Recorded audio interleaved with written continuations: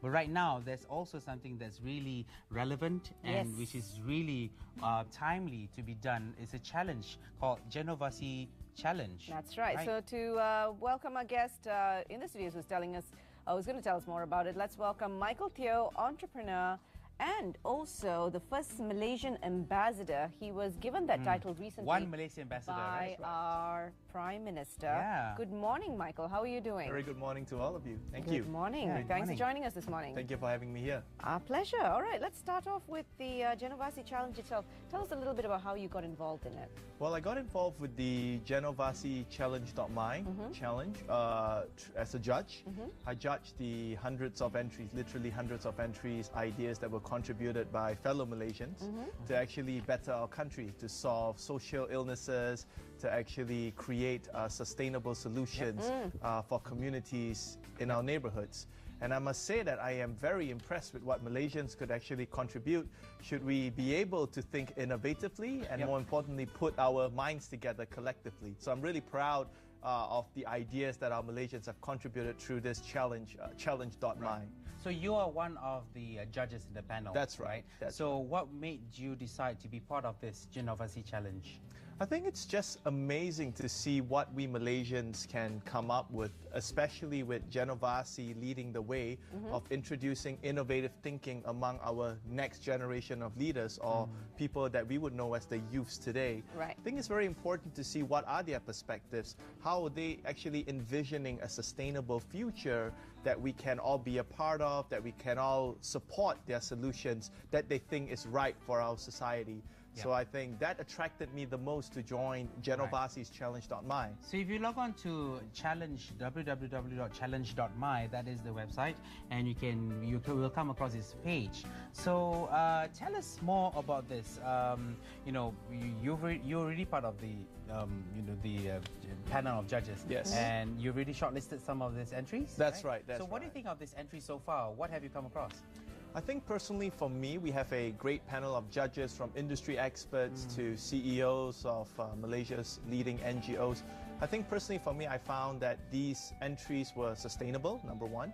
They were also impactful.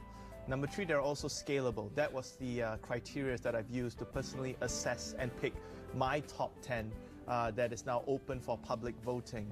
And I think one of the reasons why we wanted the public to vote for the best ideas that will ultimately receive a funding of up to 100,000 ringgit was that we hope that the community would gain ownership of that solution, that they all feel that they can be a part of that solution when it is implemented out in their neighborhoods, in their communities. And I think that is the sense of empowerment plus innovation in action right there. All right.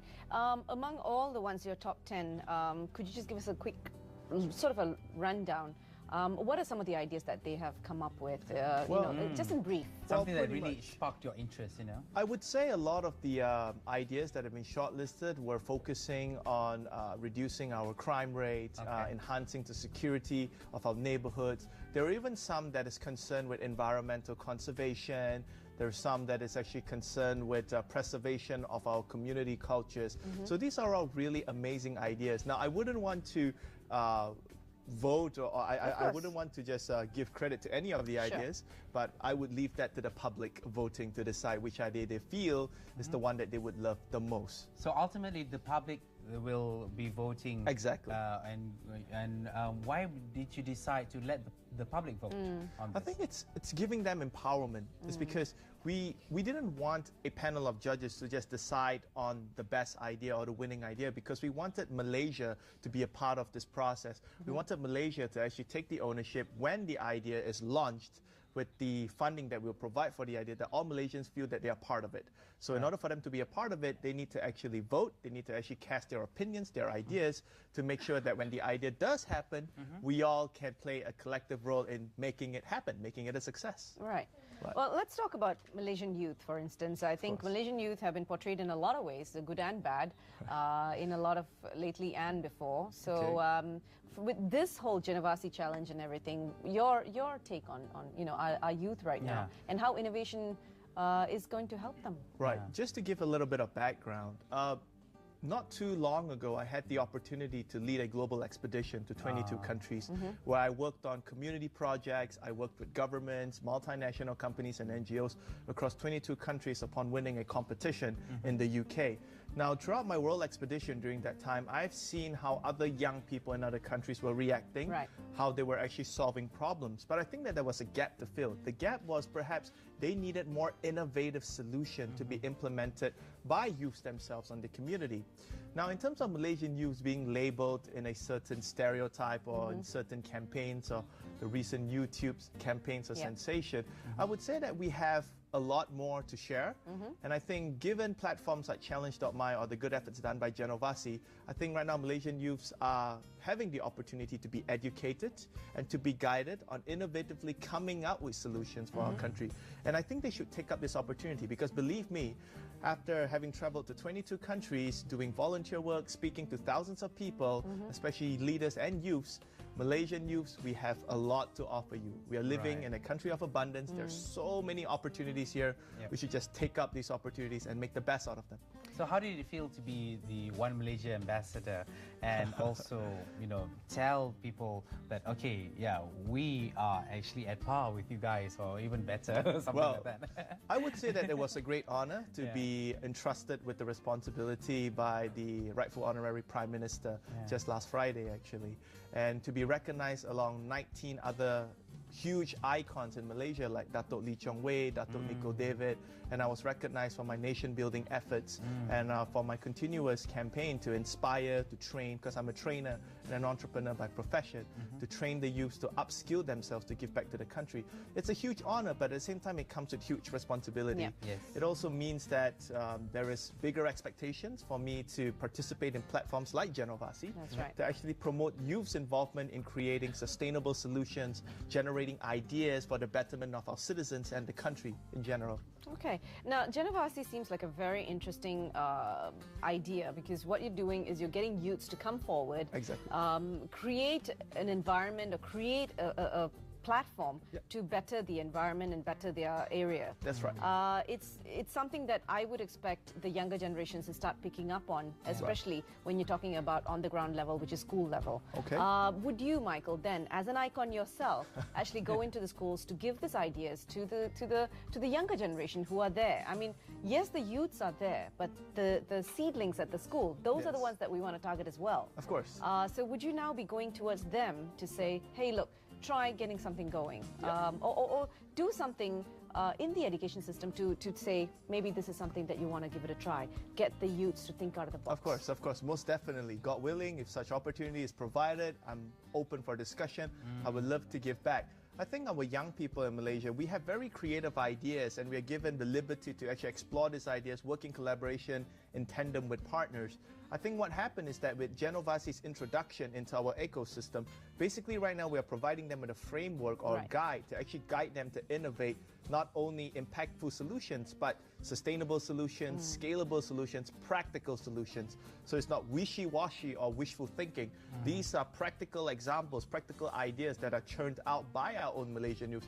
Regardless if you're from high school or from university or even from you're in the professional job line already. I think if you have an idea to contribute, go to Challenge.my, and I think that's an excellent platform for you to contribute and share your ideas with Malaysia. Right. So ultimately, what are you intending to gain from this challenge, and is it going to be like a long-term effort, or is it something that is just going to be termed as just a one-off program? Right. Well, I'm pretty sure for Genovasi, I think they're looking at this as part of the strategic plan to churn out more ideas, to brainstorm more ideas among Malaysians.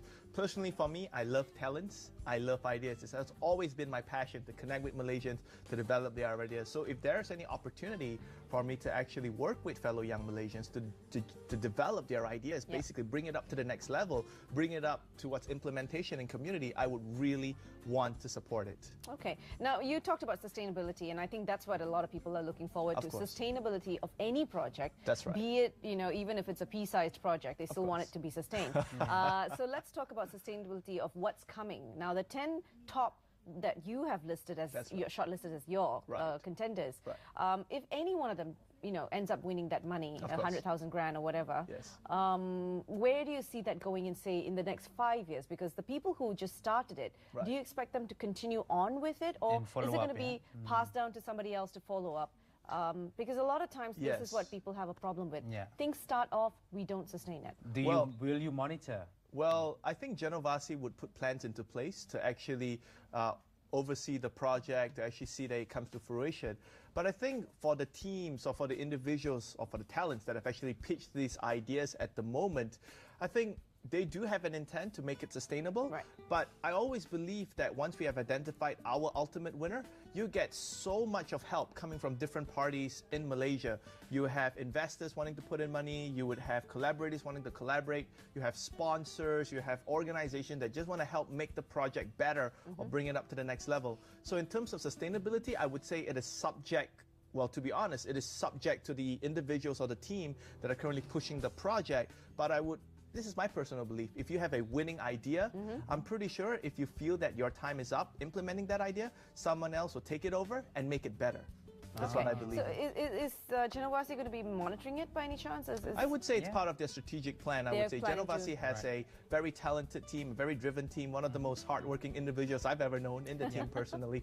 And I think they're going to do a great job for the country. I'm sure. So when will the public start to vote or get to know all these challenges or that's been shortlisted by yourself? I believe right now you can go to challenge.my. What a great name for a competition. That's also the URL for the website. It's very easy to remember. Challenge.my, and you will find all the information there, including the closing dates for the vote. So I would encourage the top 10 finalists to actually now go out there, get as many people voting, get as many of your friends commenting on your ideas, and just keep on improving on it, because better ideas lead to better Malaysia at the end of the day. What happens if you do have a tiebreaker? Wow. Yeah. Okay. Because you're leaving it to the public, right? Yeah. Of course, if of you're leaving it up to, because you don't exactly have a panel sitting there and saying, okay, we vote on this and we vote on that. So well, assuming you end up with a tiebreaker, yes. what's that one trigger that would determine the winner? I would say that Genovasi would have put plans into place. I'm not sure. Perhaps they're not announcing yet because it's going to be a surprise should there be a tiebreaker. But if we judges were summoned again to actually cut that tiebreaker, I'll be the first to volunteer. Okay, that's great to know. Okay, what advice would you like to share or give to the budding entrepreneurs out there when it comes to being very innovative and helping all Malaysians? I would say that there are plenty of platforms available. In fact, sometimes I feel that for especially our young entrepreneurs, I think they're a little bit spoiled. Because there are too many platforms available and they're just not looking.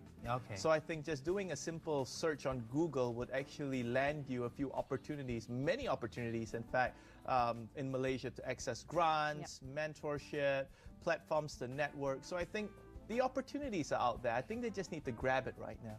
Okay. Judging criteria, you've got as innovation, quality, feasibility of implementation, sustainability, impact, and scale. And who are the judges besides? Well, a whole load Teoh. of people. You've got Dr. Jake Abdullah, who's the CEO of 1M for You. Then you've got Nur Farini. All I see is CEOs and founders. I know, CEOs, entrepreneurs, founders, whole load of people here who actually do know, what to look out for when it comes to a winning idea. Which is why I think Genovasi has one of the most capable teams in Malaysia. They do pick their judges really well. I mean, it's really interesting to see that the judges were picked not only representing government to some, but they're also representing the industry. So they're giving out, really giving the perspective of the heartbeat of what the community is feeling. They engage with the grassroots. So definitely, I think this is a very good judging panel. And I think for the top 10 entries that have been shortlisted, they've been evaluated based on how impactful they can be, how sustainable they can be, how feasible they can be. And I think right now, Malaysia has a chance to vote on their favorite ideas that is both practical and would bring benefit to the country. We would like to thank you so much, Michael, for coming to the studio this morning. And of course, for more information about this Genovasi challenge, you can log on to the website www.challenge.my, and also it will be updated accordingly, and we will soon find out who is the winner. That's right, the winning idea. I can't wait to know as well. All right, Michael, thank you so much. Thank you wishing very you much. all the best. Thank you. Now, for you out there, don't go away because we do have a whole load of stuff coming in. We have another movie review coming up much later. Besides that, we have, of course, the Guruji in the studios to tell us how you can favorite motivator. make your mullahs and keep them sustainable. Don't go all right, away. quick breaker. Yeah.